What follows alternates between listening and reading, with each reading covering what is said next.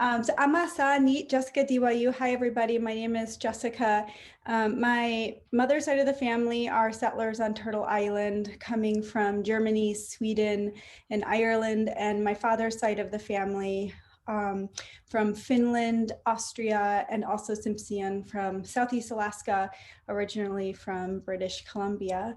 I work at the Northwest Portland Area Indian Health Board. We serve the 43 tribes of Washington, Oregon, and Idaho. But some of our work, like our HIV and hepatitis C work, is national in scope, and we're able to provide technical assistance and capacity building to tribes across Indian country. And I will just pause and let Laura introduce herself right now. Hi, and good afternoon to everyone.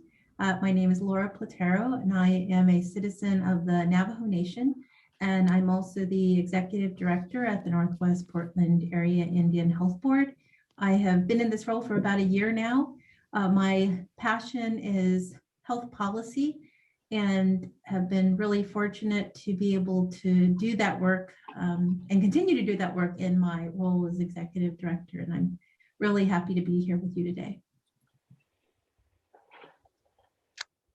Thanks, Laura. And I believe Rick has joined as well. Rick, are you on? Yes. Hi there, Jessica.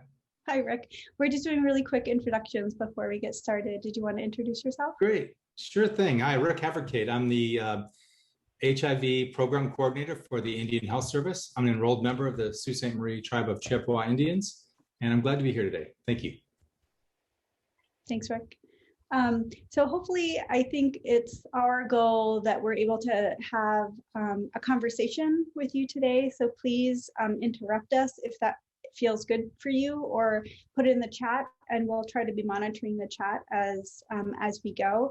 But we really want to just have a conversation about what restoring health and ensuring health equity is happening in Indian country as it relates to HIV, and how we see a journey of getting there collectively. And we know that it will take moving hearts and minds and creating a lot of allies and accomplices in our work in order to do that across both the American Indian Alaska Native community and the BIPOC community as well. So what is Indian country? It's really broad. There's an estimated almost 7 million people living in the United States, which is about 2% of the total population that self-identify as American Indian and Alaska Native. And the majority live outside the traditionally defined tribal areas like reservations. Indian country itself is a term that's leveraged really broadly as a general description of native spaces and places within the United States. And it's inclusive of hundreds of different tribal nations, 574 of them that occupy this Indian country space. And to note, the term Indian country is used with a lot of positive sentiment within the Native communities. And within each of the 574 tribes that I mentioned, I think it's really important to realize and to understand in our work that each of those tribes have different cultures.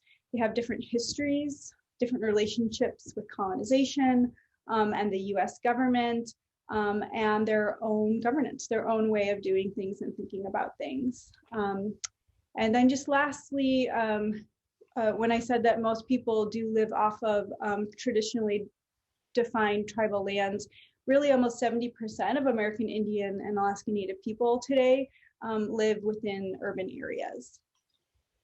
So in spaces that they might not technically be interacting with our own healthcare system.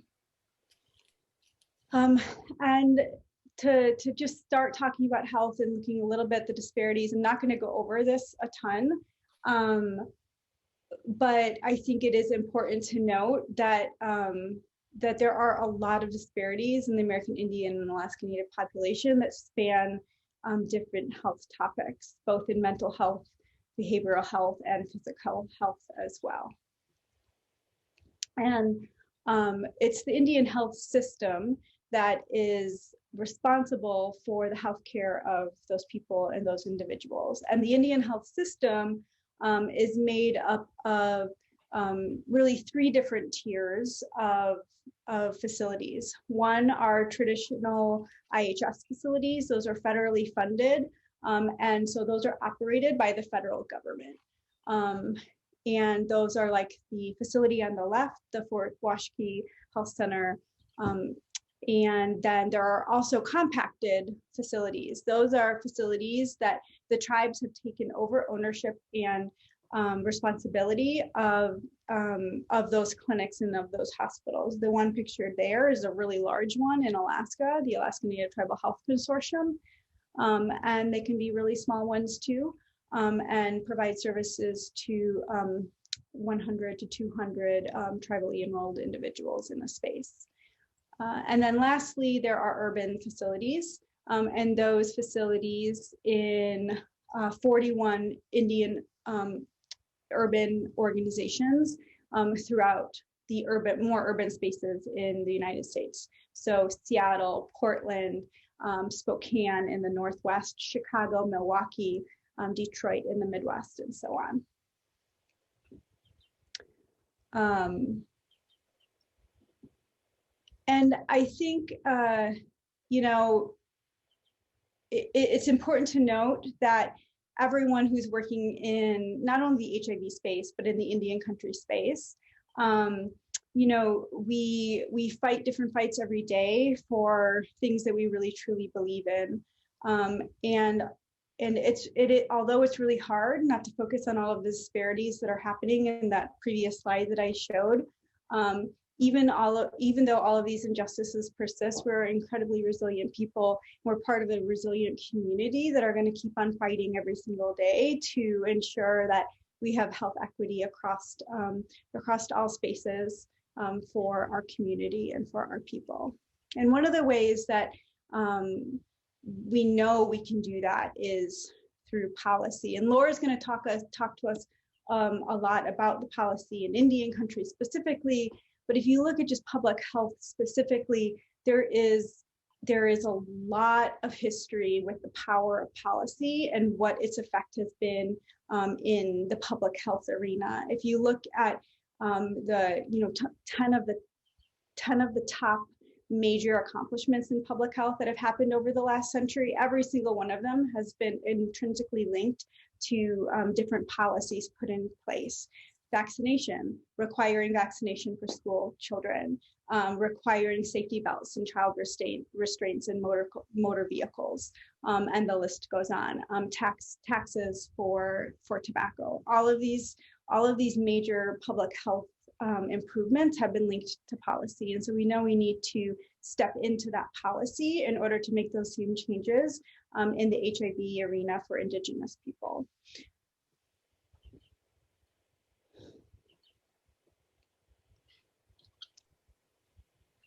Laura, you can just tell me when you want to advance. Sure. So we're going to go ahead and jump right into the policy discussion. So what of policy in Indian country? Next. So what is Indian health policy? And I couldn't really find a specific definition, so I had pulled together a couple of definitions, one of policy and one of health policy, and then thought about what Indian health policy is and how it works, and came up with this last bullet point here. So I would say that Indian health policy is the action by a government entity, so that could be federal, state, or tribal, basically that are undertaken to achieve specific healthcare goals for tribes and American Indians and Alaska Natives. So that is something, and Indian health policy is something that occurs every single day at all different levels. And I'm going to get a little bit more into the weeds on it in just my next slides. Next. So in order to understand Indian health policy, we have to start at the beginning. So we're going to talk next slide. We're going to talk a little bit about the Indian policy periods, and there have been 8 policy periods. And I think it's really important to note that these policy periods basically occurred beginning with first contact. As you can see, we have a colonial period here, and that there is a whole body of law that was established in terms of the federal government's relationship with tribes, and that is known as Indian law. And so Indian law is the basis for the federal government's relationship with tribal nations. And there are a lot of different activities and occurrences and events that have happened throughout these various periods. And so I think as you know, colonial period is pretty self-explanatory, so I'm not going to jump into detail on that one. But I'd like to just touch on a few of them. Removal was a really devastating period for our tribal nations. That was a period of Indian people being removed from their lands. And this was, of course, very damaging for Indian people. And I think many of you have probably heard of the Trail of Tears. That was a very challenging period for the Cherokee people, and the Navajo Nation also had the Long Walk. And so there's a long history of trauma and devastation from those periods.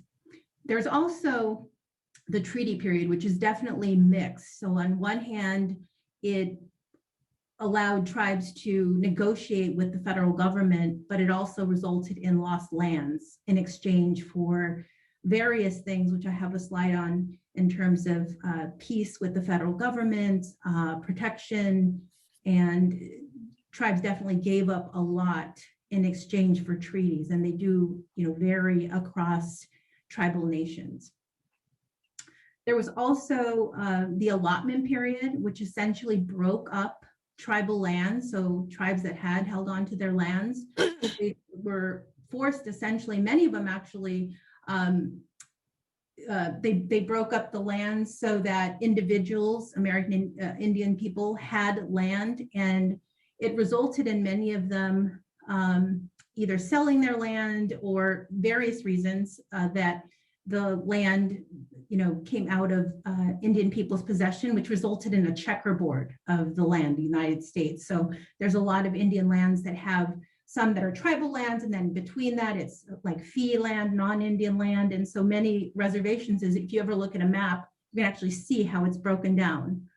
There's also the Indian Reorganization period, which was a period that acknowledged that tribal nations were here to stay. And so the government basically decided to work with tribal governments and came up with some solutions to sort of support tribal governments. This resulted in many tribes having constitutions.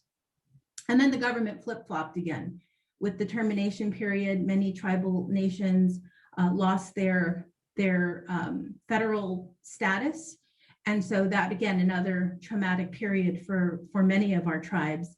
There was also a policy of removing or trying to get Indian people to assimilate into mainstream. So many individuals left their tribal lands to take jobs in urban areas. And so that was, again, another period that was very challenging for many people. And many people actually ended up staying in urban areas like San Francisco and Los Angeles have very large urban Indian populations as a result of some of these policy periods that were in place.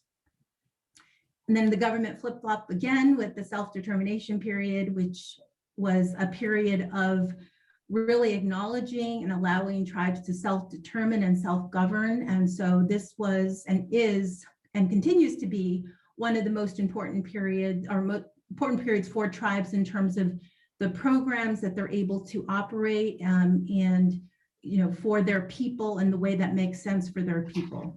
We are currently in the nation-to-nation period, and so this period, again, continues the positive relations with the federal government and tribal nations.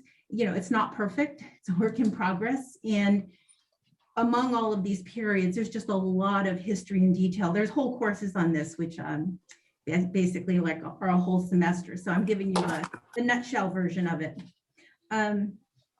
Let's see, let's go on to the next slide. Okay, I'm going on to the next slide. I'd like to say there is a lot of chatter in the box about having a conversation about how to work with tribes and engage with tribes and communicate with tribes. And so I want to make sure like we're going to have a lot of time for discussion. So we will definitely get to that and have a really robust conversation around it. Thank you, Jessica.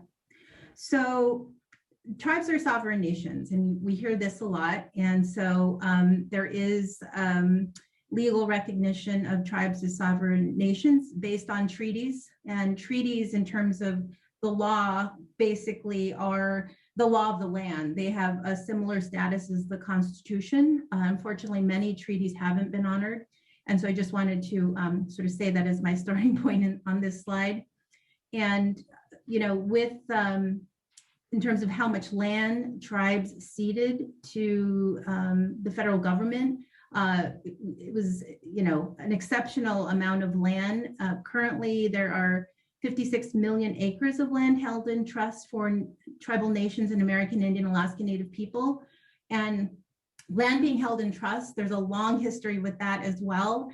And that goes back to the beginning of the relationship with the federal government and tribes. Tribes basically had stated that American Indians only had a right to occupancy. They didn't have a right to ownership. And it was how they saw Indian people. Indian people weren't Christians. And so the whole basis of the trust relationship and why tribes don't own the land and why it's held in trust goes back to this long history of policy and federal court decisions, language in court decisions that say tribes are domestic dependent nations. And so on one hand, that has been very negative. On the other hand, it has allowed tribes to retain much of their lands. I would say not, obviously they ceded a lot, but they have been able to hold on to some land. The Supreme Court first acknowledged and affirmed tribal nations' inherent right to self-government in 1832, and this is one of those cases that is really known to people who study Indian law. And so just wanted to highlight that. Let's go on to the next slide.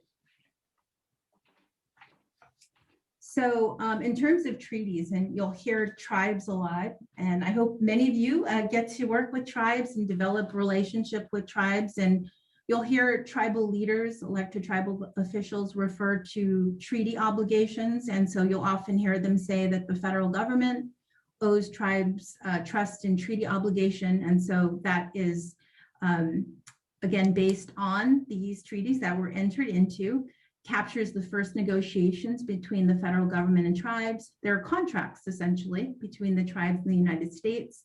And as I mentioned earlier, these treaties were entered into for various purposes, including ceasing hostilities, guaranteeing peace, acquisition of land, hunting and fishing rights, and then also education, housing, healthcare, and more. So healthcare is, you know, what we're sort of focused on here today in terms of HIV and AIDS. And so just kind of wanted to mention that the federal government does have a trust responsibility to provide healthcare to American Indians and Alaska Natives as agreed to by contract. And the Constitution also recognizes Indian treaties, again, as the supreme law of the land. So just can't help but reiterate that more than once. The trust responsibility, which I've mentioned, is there's not one definition of it. And that's really the point of this slide, is to basically explain that it's collectively defined by countless documents. And so treaties, presidential executive orders, court decisions, many Supreme Court decisions, statutes, regulations, agency policies, and then the ongoing relationship. So president to president, we basically see this relationship evolve and change. And right now we're in a really good place with President Biden being in office. And so we're really looking forward to tribes continuing to work with leadership and to move the tribal agenda forward. Next. So I think I mentioned this sort of in some of my points, but maybe not specifically. So in terms of who makes Indian health policy occurs at all three levels of government. Tribes make policies for their people. There are jurisdiction areas that tribes basically, as sovereign nations, they have certain laws and jurisdiction over what governs their people. The federal government, of course, is an overlay to what tribes also do in their nations. And again, it goes back to the body of law. The president makes laws, as I mentioned, Congress, administrative agencies, federal courts, and then state governments. State governments have less of an impact on tribal nations. Tribes definitely do work with them, but there's limited jurisdiction. The relationships tribes have is mainly with the federal government, the president, and various leadership in roles throughout the federal government. So tribes do work with states. Dollars flow down from the federal government to states that go to tribes, and we think that trust responsibility does flow down from the federal government to states, such that the state must honor the trust responsibility and the government to government relationship. Next. So why is it important? Well, for us, it ensures that trust and treaty obligations are honored.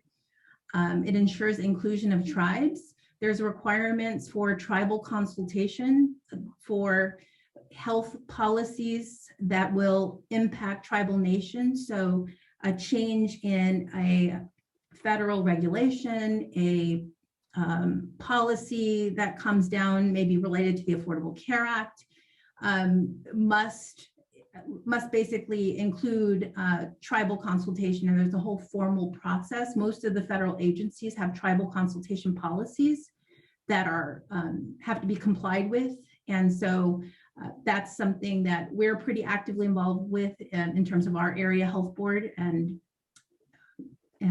it's just a really, really critical area. Also, tribal policy, Indian health policy is important because it provides tribal perspective and knowledge of local needs and impacts. So tribal leaders, their input is extremely valuable to the development of programs and services that best meet the needs of their people, the people in their community. Next, please. So the federal government, as I mentioned, has the trust responsibility to provide health care to American Indians, Alaska Natives. The primary agency with carrying that out, of course, is the U.S. Department of Health and Human Services. The Indian Health Service is the agency where most of the dollars flow for healthcare for American Indians, but many other agencies play really, really critical roles. So CMS, SAMHSA, CDC, HRSA, all of those agencies also are federal agencies that have a trust responsibility to provide healthcare to American Indians and Alaska Natives. Next.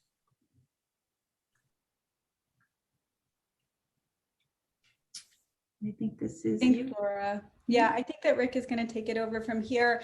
And I just, before you start, Rick, I just kind of wanted to summarize why we think it's really important to have that policy/history overview, is because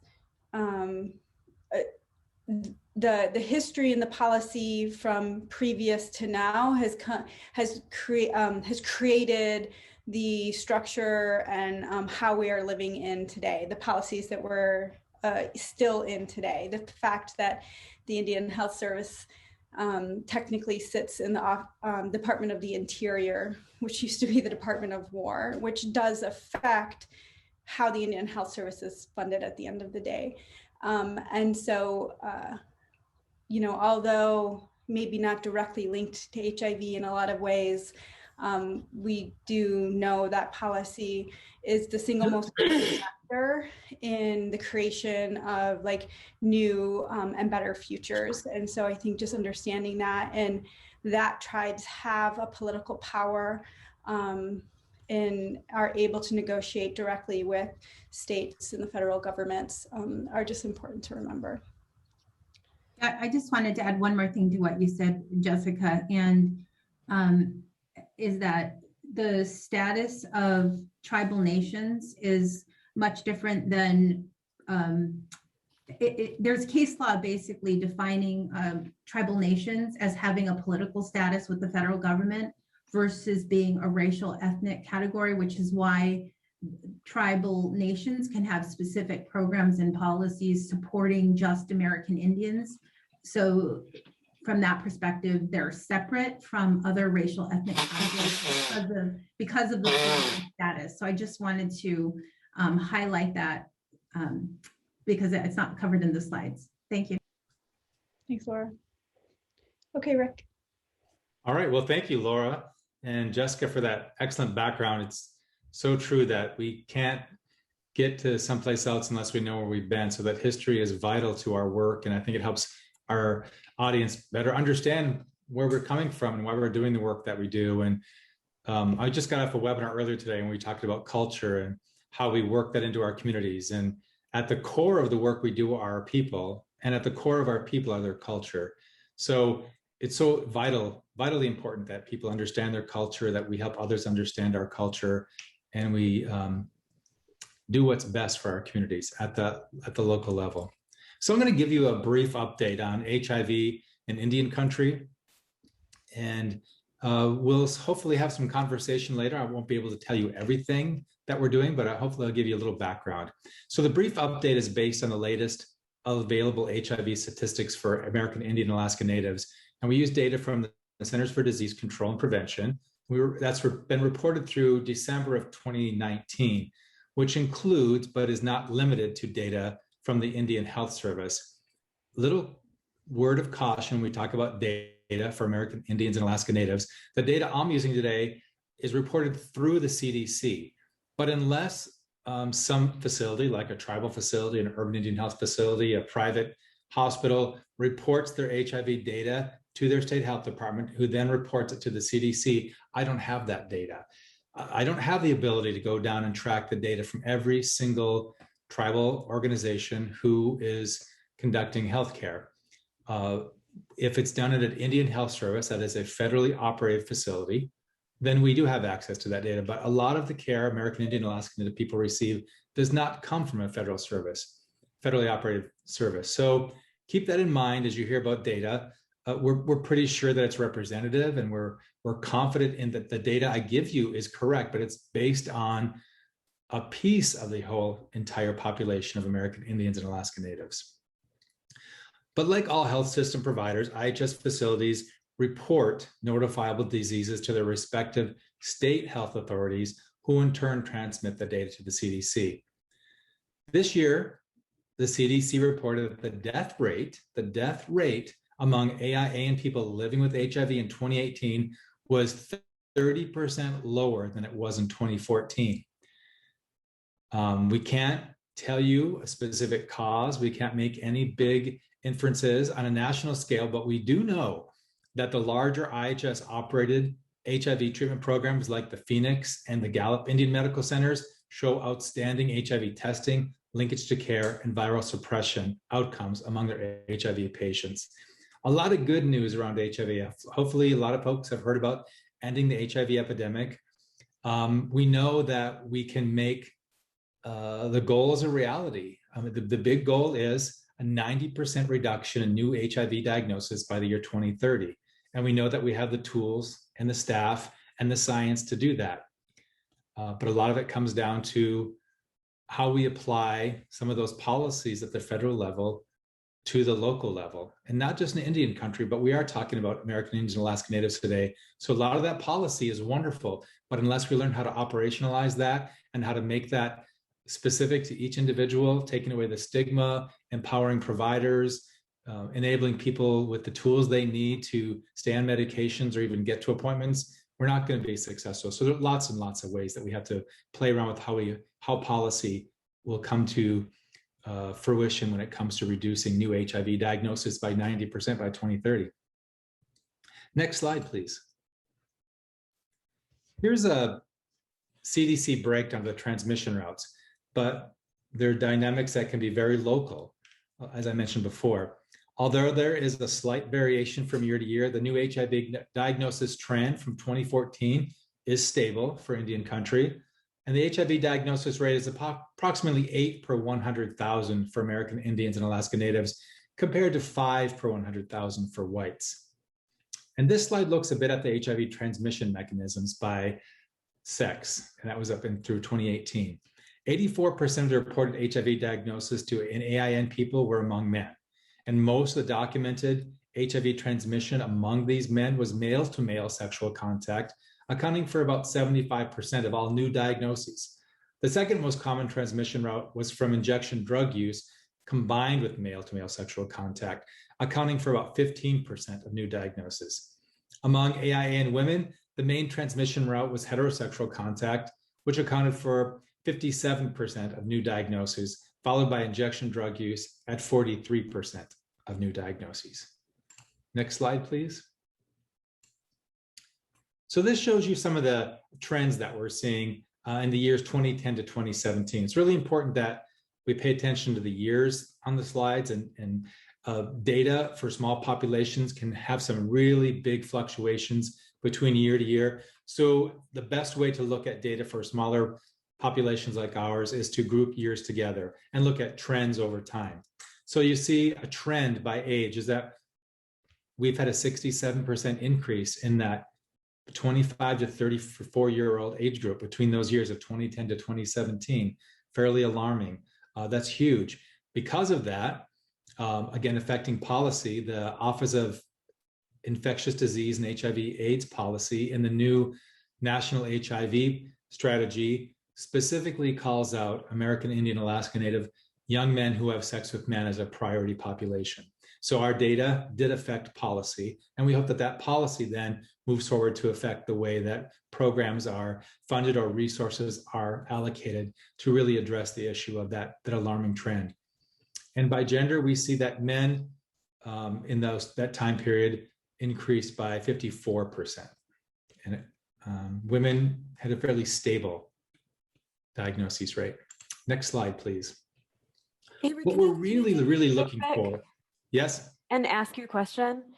You know, I've seen, if you go back one slide, on the injection drug use by Native women, you know, it's 44%.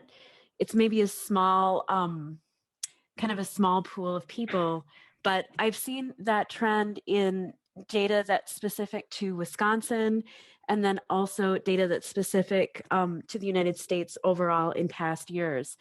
And it's much, much higher than any other population group. That 44% number is much higher. And I'm so concerned about that as a Native woman. And I'm just wondering, why is there, I'm not familiar with any research about that, but I mean, I think that really speaks to the need for certainly syringe services that are geared towards Native women. I'll stop interrupting. I'm so rude, but no, jump in there real quick. No, we really want this to be a conversation, so I don't mind at all. Thanks for interjecting.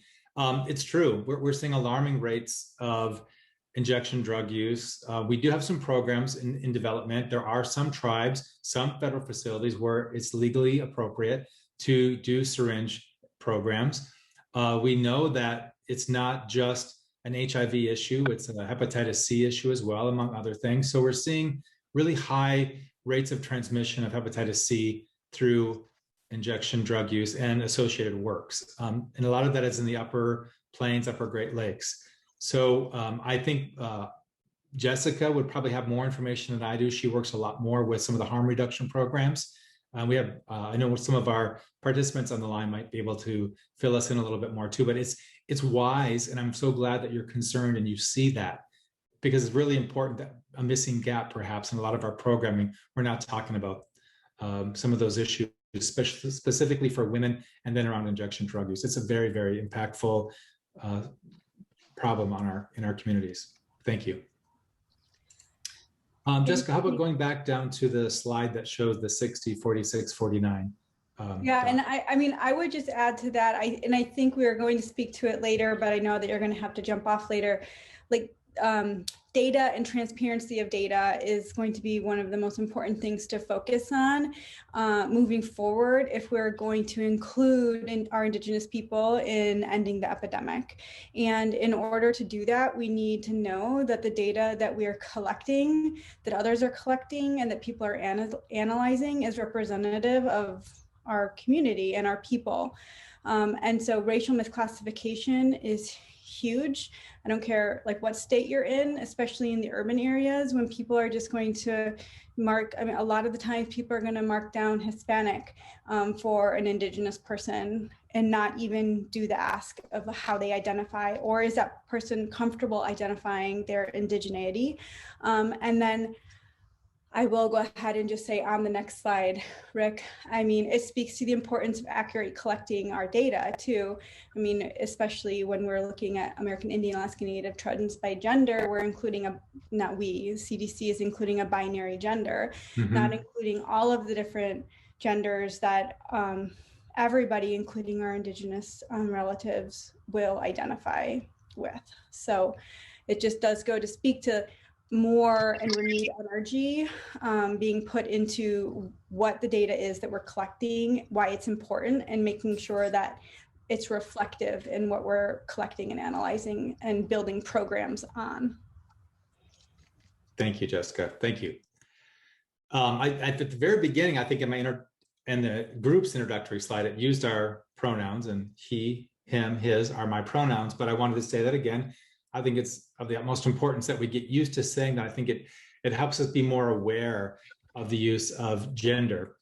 Some of the good news that IHS is doing, we are going to be implementing a program where we're going to be able to collect gender besides just the binary male, female on patient intake forms in our electronic health record. And we hope that in future years, we'll be able to do some more reporting with some of that data. We get a lot of questions like, well, how many people who identify as transgender are getting PrEP? It's almost an impossible question for me to answer because we're not collecting the data on gender except male, female. So we're looking forward to doing that. And I stumble a little bit when a slide comes up that says based on sex, and it's only binary, right? That's the data I have to report. And I feel like I'm doing a disservice because I don't get to expand on gender, but it's because we're not collecting that data yet. But I'm hoping over time, more and more agencies will do that and we'll have better data report. This slide is up through 2016. It talks about the Cascade of Care. And that's basically just a step ladder, or maybe sometimes it goes down, but the people who are coming into care, are they staying in care and they're getting to viral suppression? We know that the sooner we get someone into care after they've come in for an HIV test and they're positive, the quicker we get them into care, get them on antiretroviral therapy, the better off they are. And we have to keep them and retain them in care, give them the support they need to get to that virally suppressed level. If we get folks on their HIV regimen, staying there, get them to that virally suppressed level where they're virtually undetectable, they are incapable of transmitting the virus to anyone else. So that's called treatment as prevention. We're treating them at the same time we're preventing new HIV. It's just, it gives them such a peace of mind too. Not only are they keeping themselves healthy, they know that they're keeping others around them healthy. So we're doing fairly well. National statistics for the whole of the US are a little higher than we're showing in Indian country, but we're doing a pretty darn good job. I mentioned earlier, Gallup and Phoenix Indian Medical Centers, they're doing an incredible job. Phoenix is sometimes up in the upper 80s or even low 90s for keeping people virally suppressed. Really, really good job that's happening around Indian country.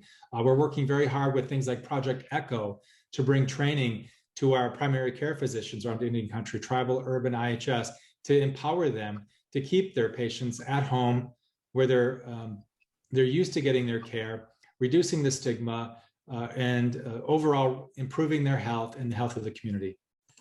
Next slide, please. I quickly mentioned ending the HIV epidemic. I truly hope everyone has heard about it. 4 main pillars: diagnose all people with HIV as early as possible. We need to do a much better job in diagnosing. Some of our Indian health system clinics are doing a bang-up job in getting people in for screening. Sometimes there's no one left to screen. They're doing such a great job. But what we're probably missing out on are those people who don't come in for regular care. Sometimes we get them in the emergency departments. More often, tribes are having better luck in doing community screenings at places like basketball games or powwows. But we need to make sure we're finding those young men who have sex with men and getting them into HIV screening. Those are often the people who don't come into clinics for regular care. So we're missing a big segment of our population. So let's work hard on that. Treating people, I mentioned we have to treat them rapidly and effectively to reach viral suppression. Big thing that maybe some people don't know about yet is this thing called pre-exposure prophylaxis, or PrEP. We can prevent new HIV transmission. This is used for people who are not living with HIV but are at risk with a doctor's prescription and the will to take 1 pill once a day. They can reduce by 99% or more the chance of acquiring a new HIV infection with this 1 pill. Now, it's easy to say, right? But again, I get back to the idea of what's culturally appropriate, what's specific for that person. Some people have issues with taking a pill once a day. Maybe they have some housing issues. Maybe they don't have the ability to get to their appointments. If you're on PrEP, you need to get to a lab every 3 months to get HIV testing, things like look for bone loss, maybe some kidney malfunction. Very rarely do those things happen, but they do. So we make sure people go in every 3 months to be screened. It's a hardship on some folks. Good news is we're coming up with other ways besides a pill. We're developing some science around injectable PrEP. So, but that's a really incredible feat of science. And lastly, we need to respond quickly to potential HIV outbreaks. And we're doing that in Indian country by financing our tribal epicenters. We got all of our funds for IHS, for HIV, comes from the Minority HIV/AIDS Fund. And they helped us fund 9 of our 12 tribal epidemiology centers to be that voice for data and to be that responder who can quickly look to see why there might be a potential HIV outbreak and what we should be doing about it, and to alert their partners, state, local, federal levels. Next slide, please. I mentioned briefly the National HIV Strategy populations, and here are some of those main groups here. And particularly, I want to call out that this year they included young American Indian Alaska Native men. So we're very, very happy that amongst these other very important populations for the priority population for the strategy, we are called out specifically. Next slide, please. And Jessica, let me know when you were planning on coming back in. Is this your slide or is it still mine? I guess I can just go with it. So at Sorry, you had the next 2. I apologize. I do? Yeah, and I keep on trying to chat someone back and it's moving the slides. So I apologize for that too. I'm not trying to confuse and disorient anyone. So if you haven't heard, there's this National HIV strategy that all of government was involved in. Lots of community folks, lots of tribal organizations made some excellent comments and got to be part of the national strategy. But the data showed us that it was extremely important to have this strategy. And according to the latest CDC data, our MSM community, men who have sex with men, accounted for 90% of new diagnosis. We know it's important to use data to drive programs, and we're happy that AIN people made it into the national strategy. It makes us visible and creates good pressure to work collectively to reduce the disparity. And we know that we have to work to ensure that ending the HIV epidemic is working to eliminate HIV for all people, but we have to make sure it's working for Indian country. Another bit of good news, Congress allocated $5 million to Indian country for ending the HIV epidemic. It's woefully too low, but it's a start. And we'll be doing tribal consultation in the coming weeks to get that voice from the community, back to what Laura was talking about with consultation, so we know what our tribes want and need and request. So HIV screening coverage is a nationally standardized measure, and as a health network, IHS is at 57% coverage. So all the people who use our facilities between the ages of 13 and 65, we have screened 57% of them for HIV. And we have some facilities that have reached over 80% coverage, but there's often a site that struggles to increase screening beyond patients who access primary care. And again, I just want to put a word into how important screening is and how important it is to do what we can to take it out of the clinic and get it out to the community where they live and make sure we offer it to them.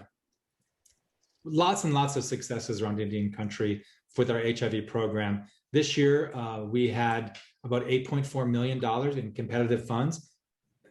And in case some of you thought that IHS just had millions of dollars that IHS had in their budget that they put towards HIV, I will inform you that all the money we get is competitive. I have to apply with our team made up of Jessica and Brig. We apply every year to the Minority HIV/AIDS Fund to bring in funds that then go out to all of Indian country. I shouldn't say all, I should say to where the need is the greatest, where we can have the biggest impact. That's the heart and soul of Minority HIV/AIDS Fund. But even my own salary isn't paid through that fund. All that programming dollar goes out into our communities. And we're looking at things like some of our paths remembered, which is specific to our Two-Spirit and gender nonconforming folks around Indian country. Project ECHO that I mentioned. There's a great couple of youth resources, We Are Native and Healthy Native Youth, and all of these have websites.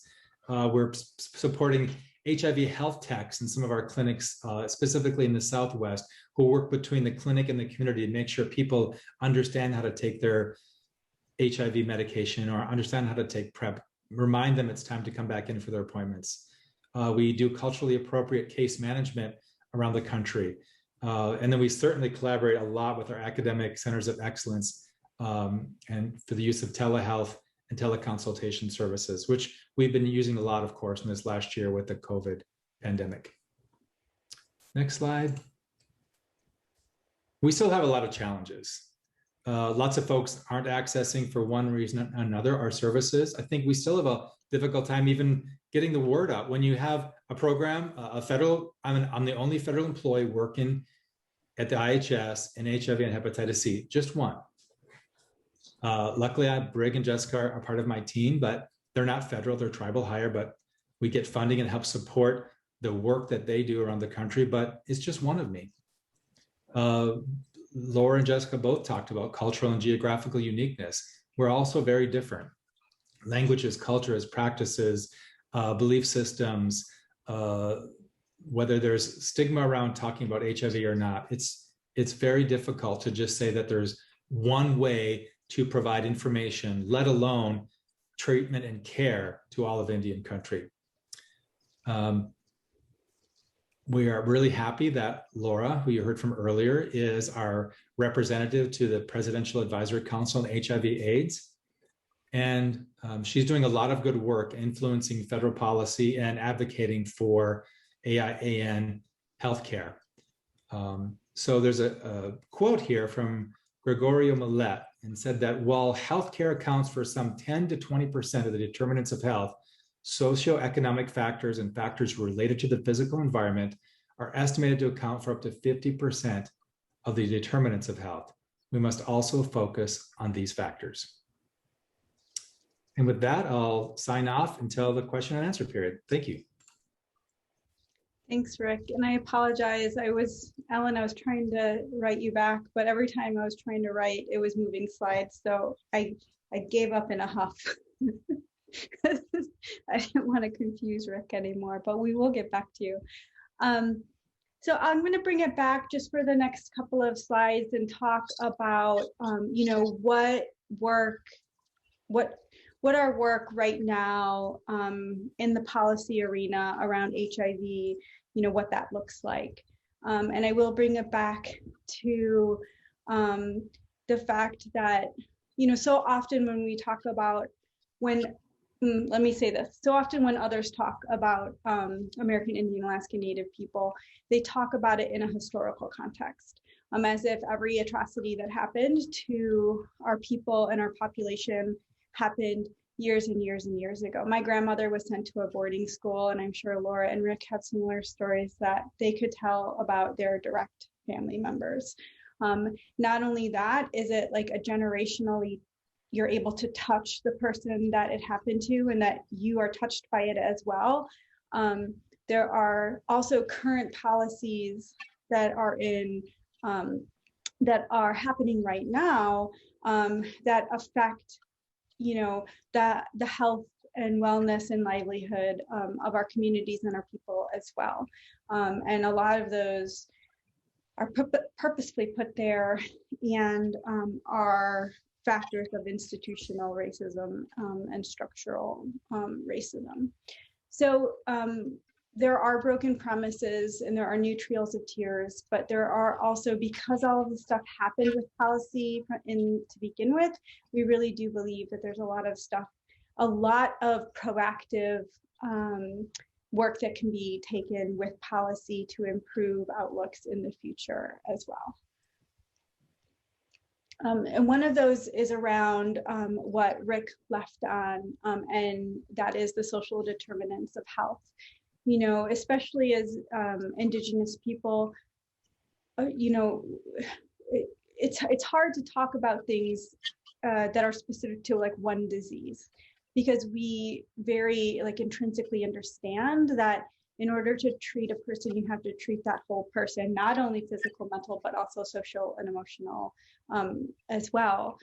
And if you look at the social determinants of health for our population, you can see, compared with the US overall population, you know, we are more likely to live in poverty, lack a high school diploma or an equivalent degree, lack a full-time worker in the family, lack access to complete plumbing, living in housing conditions that are overcrowded or have other structural issues, and lack access to health insurance. And all of these factors, among others, have really like specifically contributed to American Indian and Alaska Native people being more likely to report fair or poor health status. These social determinants of health have been shown over and over and over again to have a direct effect on overall health. And so it's high time we actually proactively address the social determinants of health in the United States as well. And like Laura said earlier, like we are tentatively hopeful with this administration. There has been legislation that's come forth for the first time, really maybe addressing social determinants of health at any kind of federal level. So we're hopeful for that. But we also know that without addressing social determinants of health, not only will we not increase health and wellness around HIV and sexual health, but around very little as well. The next thing is access to care and the quality of that care. And what that means is that a lot of our facilities are falling apart. They're 40 plus years old. They don't have the infrastructure, the technology to be able to be providing best care or even okay care. And this is both in the physical world and virtual world. I saw somebody writing in the chat, you know, like, what does telehealth, how does that impact us? And Laura knows a little bit more about that because she's been studying that from a policy angle specifically as it relates to COVID and a lot of telemental health. But we don't have the bandwidth a lot of the times to be having virtual consults, consults that aren't on a phone. And unfortunately, we know that we need to have phone consults, but the research isn't there as it is with all of these other various platforms of the actual, you know, how successful a phone-only consult is for mental and physical health. And then for quality, we need to focus within our ITU systems on frameworks that lift up good leadership and governance. Focus more on accreditations and improving patient care and experience and ensuring patient safety. And a lot of this is around having enough providers available to see our patients. There's a vacancy rate, if you just look at providers, there's a 25% vacancy rate. And we literally can't fill enough people in Indian country, a lot of the times because we can't provide a competitive salary for living out in a lot of these rural spaces. So Laura, I don't know if you had anything else to add around this access to care and quality care piece. No, I think you covered it very comprehensively. I think now more than ever, we're really challenged with COVID like everyone else is. And so I think it's just magnified some of the needs and the access issues that our people have had for a long time now. So that's all I would say. Thank you. Yeah, thanks. And then the other thing is something that was brought up, that Phoebe had brought up, that we must, and that a lot of other way smarter and powerful people in Indian country talk about a lot, is data. And that, it is really important because funding follows numbers, as countless, CDC or HHS people will say, well, the funding is going to where the numbers are. Well, if you're not counting us, if we're just lumped into other, then how are we supposed to get anything at the end of the day anyway? So really working to correct racial misclassification is really important. Because these data are needed to address health issues across health issues, not only HIV. And then lastly, I wanted to talk a little bit about funding, because although I don't think that money was going to save us at the end of the day, and that money isn't the solution to everything. But funding matters as well. And the Indian Health Services budget has constraints that over the past however many years has really impacted the health system. If you look at our per capita user health expenditures, they're about $4,000 in the IHS compared to $9,000 for the general US population. And so it's almost double or less.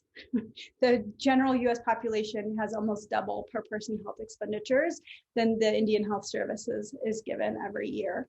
And again, remembering back to Laura's presentation, these health services were prepayment for basically the United States of America, right?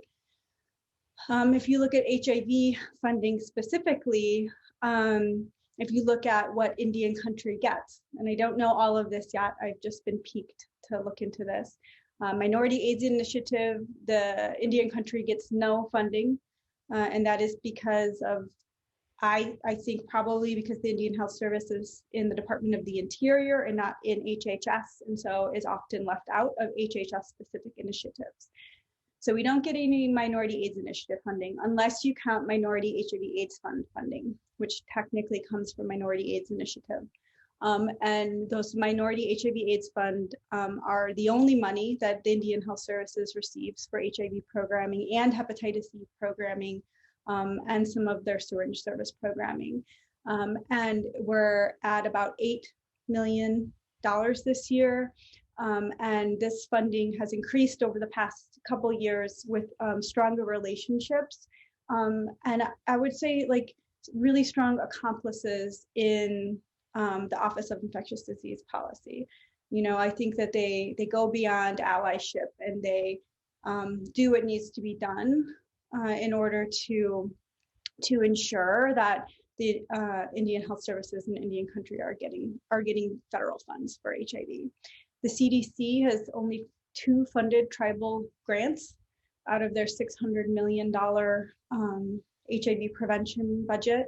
We're not sure of HRSA at the moment. We're not sure of NIH. We're not sure of OMH. And we're not sure of SAMHSA. And ending the HIV epidemic, I would lie. This is a lie, actually. It's not zero. $5 million this year we actually did get for ending the HIV epidemic. We asked for 27 million. And then the last thing that I will leave with around funding is a look at the Veterans Administration budget for overall and for various health concerns, and the IHS budget, and then the ratio of funding between those. And when I see the slide over and over again that my colleague Brig made, it's hard for me to even like speak to this slide, because I don't know where any kind of justice is in this slide. So if you look at a patient population of about 4 to 1, 4 times the amount of veterans, which a lot of American Indian, Alaska Native people are, you have an HIV budget of 1.3 billion to 400,000, which is a ratio of 3,250 to 1. Or if you look at hepatitis C, where truly the VA has gotten billions of dollars and the Indian Health Service has gotten 0. There is no ratio that can be calculated for that. And at the end of the day, it goes to show the value that people will put in funding veterans and the lobby behind the veterans versus the Indigenous people of Turtle Island. I speak for no one but myself. So if we are going to talk about equity in healthcare, it is not just an ideal that we can strive towards. There are things that we can be doing. We know that we can be doing every single day in order to see equity in healthcare. And the first step is mindfulness and being aware of the disparities that exist, and that we have the power to change them at various different levels and in very different ways. That empowerment is a process. And for the people who were previously talking about how to engage tribes, I think we can talk about this further because we're almost done. But but having that conversation and giving tribes their sovereign power, not giving it to them, acknowledging that they have sovereign power and that they're able to initiate conversation as well and bring up their own issues, I think is the biggest thing that can be done. And then maybe we can see health equity as an outcome if we're actually taking steps, processed steps every single day, even when it's hard, in order to ensure that equity is an outcome and is important. And I think that's where we can leave and we can have some conversation now.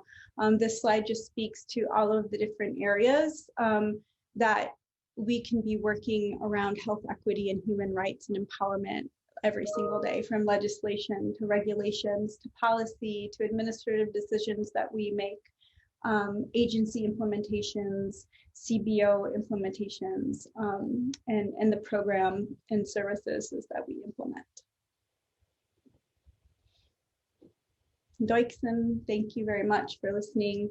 And I'll stop now so that I can see faces and the chat as well.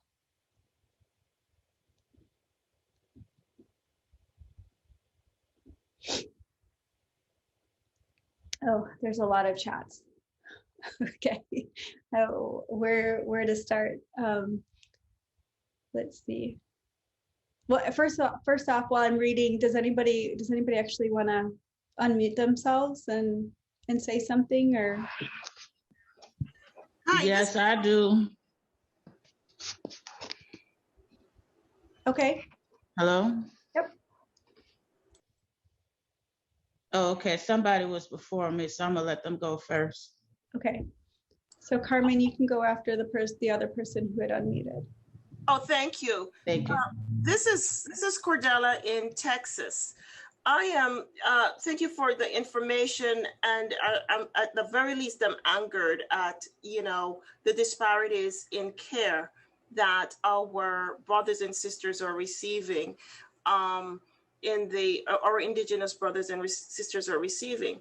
However, I'd like to get some clarification on technology and how, what barrier it is placing in care. Are you able to access telehealth services? Are there any kind of assistance with at-home testing kits or any such thing to address HIV?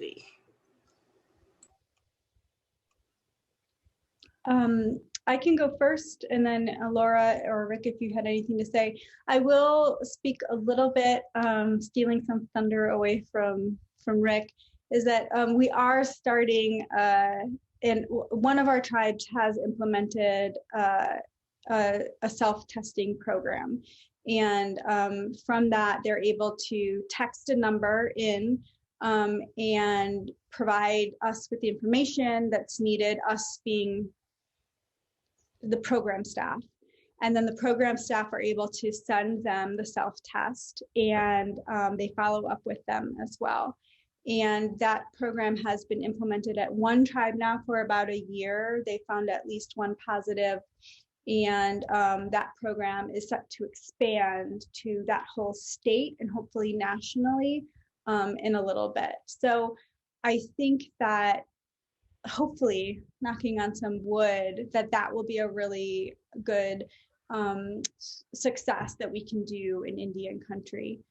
As far as access to teleprogramming, I want to say that no, like we don't always have bandwidth. Like there's not always internet services for all of our communities, which is an issue. I think the other issue goes along with the training and comfortability of providers actually providing the tele services to clients as well. And I think that I've seen that be an issue as well. We've had a lot of different training sessions around how to provide telehealth, but I don't think maybe no one's figured out really well yet, but it will be happening. But I don't know, Laura or Rick, if you have anything else to say around the telehealth front. Sure. I would just add that there's also a issue with cell phone and cell phone coverage in some areas, and some of the people in our communities don't have smartphone devices for telehealth visits. And we're really pushing for, with telehealth, reimbursement to improve for our people to see providers. So right now for Medicare, it's like really low for a visit, depending on the service. Like it could be as low as like $14.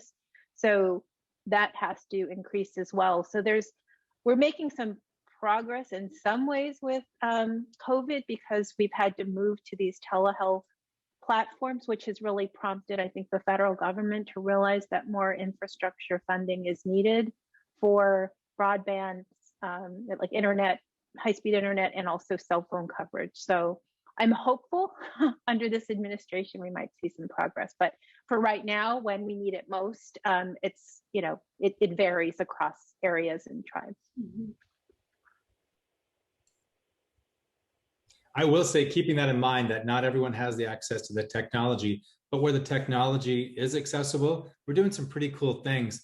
We're actually trying to do something called directly observed therapy, where someone can hold up their cell phone and put their pill on their tongue and help their medical care team understand maybe any issues they're having or help them stay compliant. We've experimented with some dating apps like Grindr, where we can geographically tell where someone is texting from, and then say, hey, if you're interested in HIV screening, you can go down to the Phoenix Indian Medical Center, things like that, or let them know about messages around PrEP.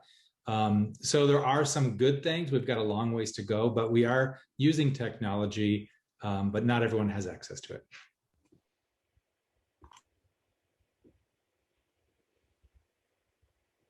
Yeah, I mean, I guess I will just reiterate what Rick said, in that for the tribes that do have funding, and that have figured it out, they are implementing telehealth really well in many ways.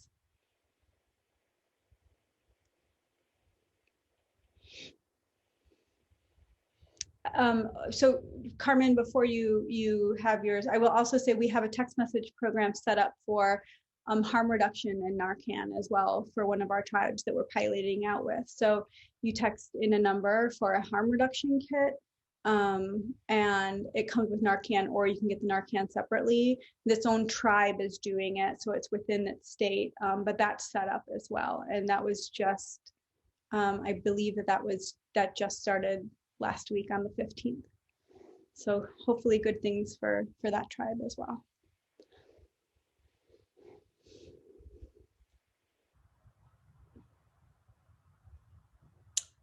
Carmen, did you have a question as well? Yeah, I had actually several questions, because when I hear all of this, I'm learning a lot, and I am really, really thankful for you all being on here, because I really want to help, because at the end of the day, I feel like the Native community is part of my family. And my questions are like, I know I'm in Arizona right now, and it's legislation period. And I just want to know, is there like any kind of like advocacy groups or something like that I can get involved with that is dealing with these issues that you're mentioning? Because I feel like that even though, some people will say that they are, but I feel like they're not doing it. I mean, because I know in Mesa, Arizona, they have water issues, and it's just amazing how they just don't address it as much. And I mean, I know it's hard too, because the tribal council has their own way of doing things, but I mean, it doesn't make sense that it's so much neglect that's going on. I mean, it's terrible. So if you can help me, point me to that right direction, that'll be greatly appreciated. Thanks, Carmen. Yeah, and I think that there are some organizations that we could link you up with if you wanted to put your email directly to me in the chat. And Laura, did you have any other specific ways that, or groups that she might follow up with in Arizona? Yeah, I would say that good partners are the area health boards, like Intertribal Council of Arizona, probably would be one example of an organization to reach out to. Also, there's and I'll have to get the name to you, but there's an urban Indian organization in Phoenix, and I can't remember the full name, but we'll get that to you if you provide your email address in the chat box.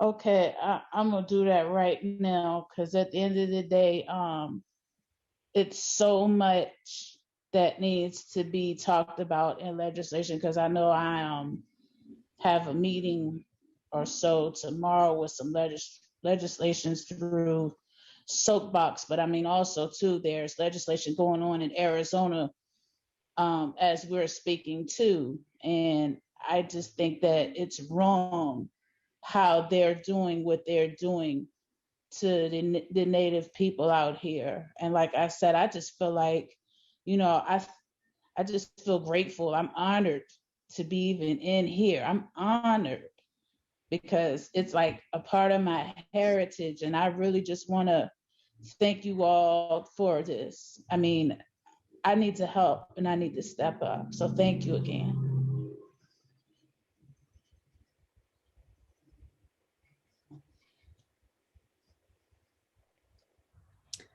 I know that there was a question early on too about reaching out and how to best have conversations with local entities. And I think probably Laura's response would be the same, is that there are a network of tribal health boards throughout the United States that cover different regions and consortiums of tribes in those areas. And I think they would be a good first step in having conversations with them and with tribes on various health issues.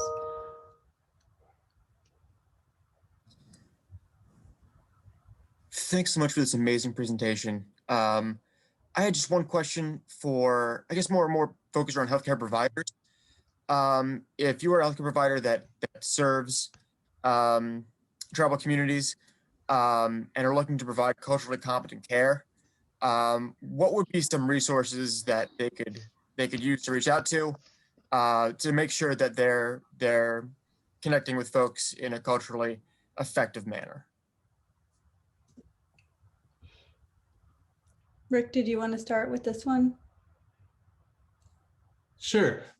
Drew, let me make sure I got what you said. You're the provider who wants to reach out to tribes? This is a hypothetical. I'm with AIDS United. Okay. But just trying to figure out sort of if you were even, an administrator or a physician or a nurse, you wanted to learn more, where would you go? What would you do? I would echo what Laura said earlier. Some of those intertribal councils, almost every area of the U.S. has 3 or 4 states that get together and have like a tribal chairman's council or a health director's council. You might start with the National Indian Health Board, NIHB.org. Look on their website and you'll see some of those tribal organizations. It's really hard for me to tell you like any specific people to reach out to, but if there's a tribe nearby you or a tribal organization or an urban Indian office, you might just reach out and say, I have this interest in working with you. And you'll go through their screening process and all those good things, of course. But yeah, people would very much welcome that, I'm sure. But there's lots of ways to get in that front door. If you want to email me directly, or Jessica, we could help you find some of those places that might be nearby you geographically.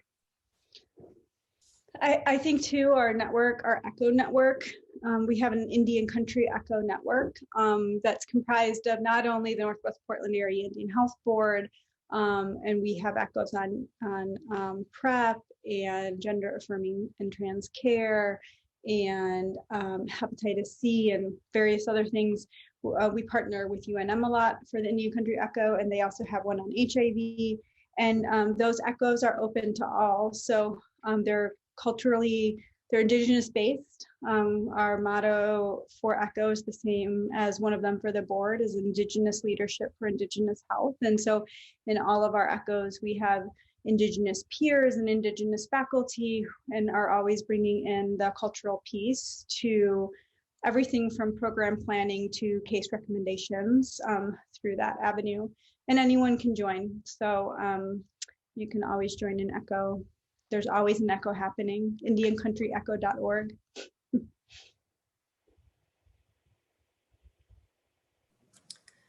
Thanks so much for that. And just want to call out again, if folks have questions, please sort of raise your hand or mention in the chat.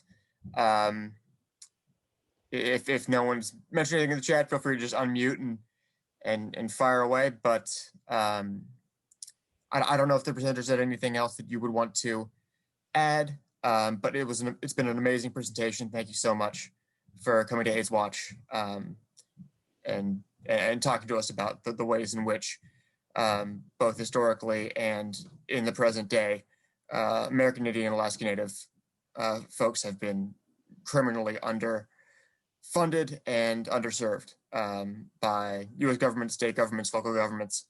And we really hope this is the start of a annual tradition at AIDSWatch, and would love to work with you more throughout the year.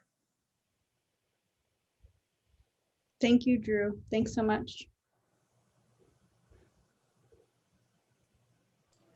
Hello, are there any lessons you've learned from COVID that you would use in reaching the community regarding HIV testing and linkage to care?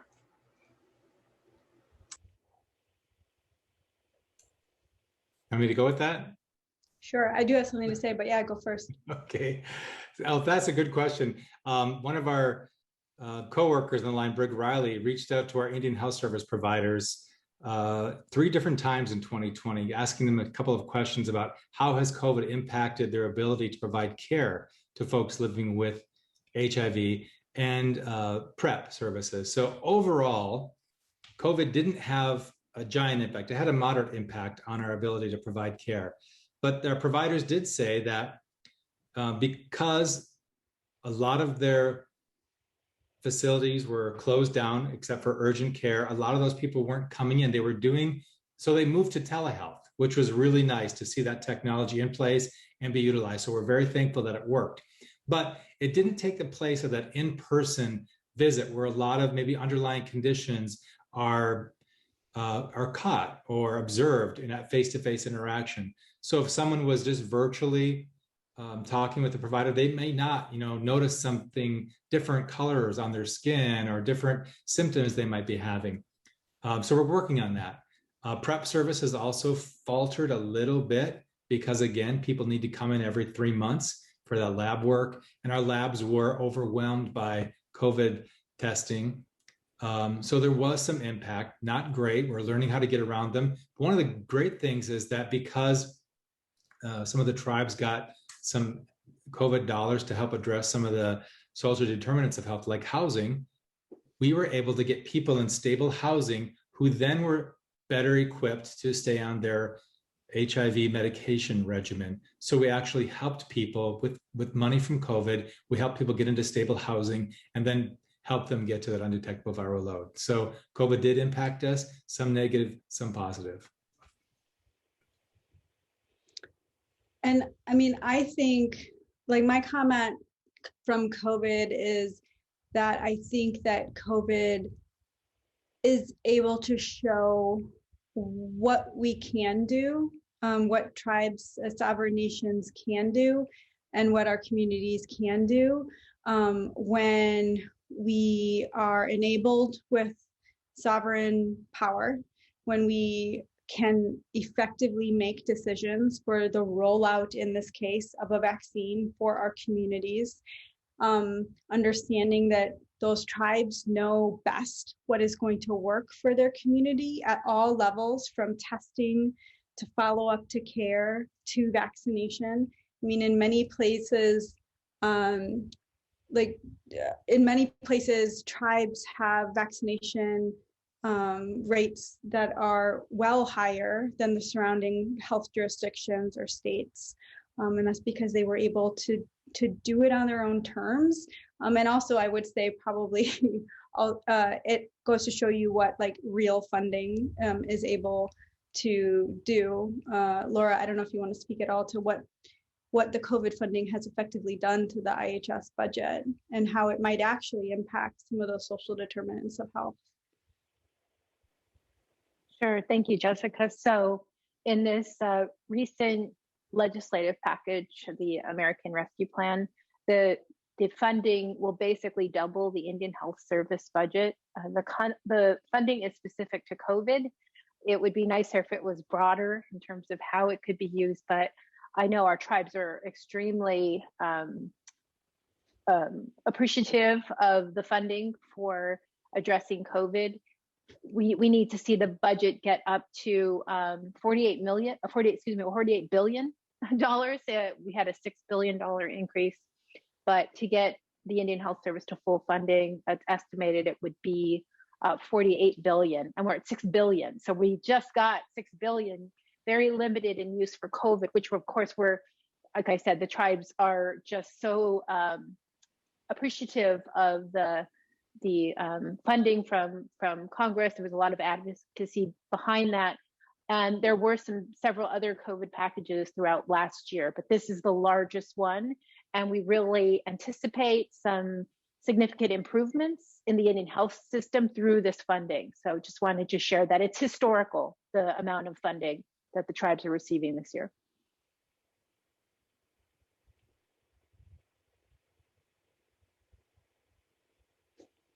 Brig, I don't know if you have anything else to add.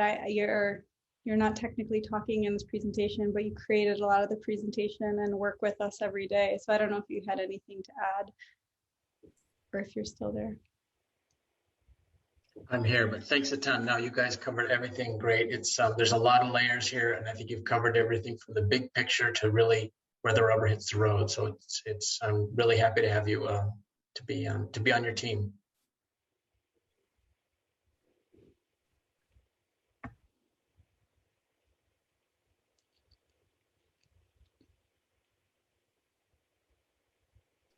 Okay, Drew, I think that's all that we have.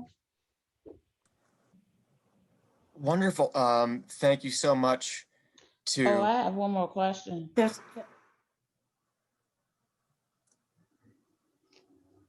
a question in the box, in the chat box.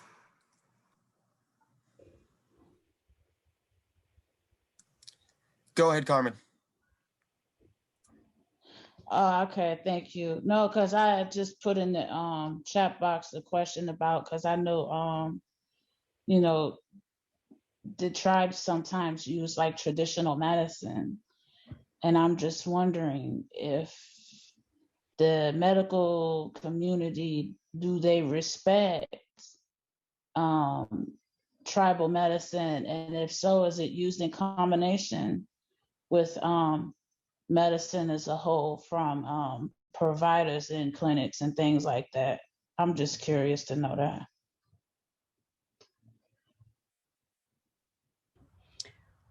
Generally, it's not the Western medicine providers that are practicing traditional medicine, but in our best case scenarios of clinics that are operating there are traditional medicine staff as well as Western medicine staff, and in the perfect world, they're working together along with case managers and behavioral health and everyone else and social services to be able to provide what's needed. Not everyone has not every facility works with with traditional medicine, but a lot of them do.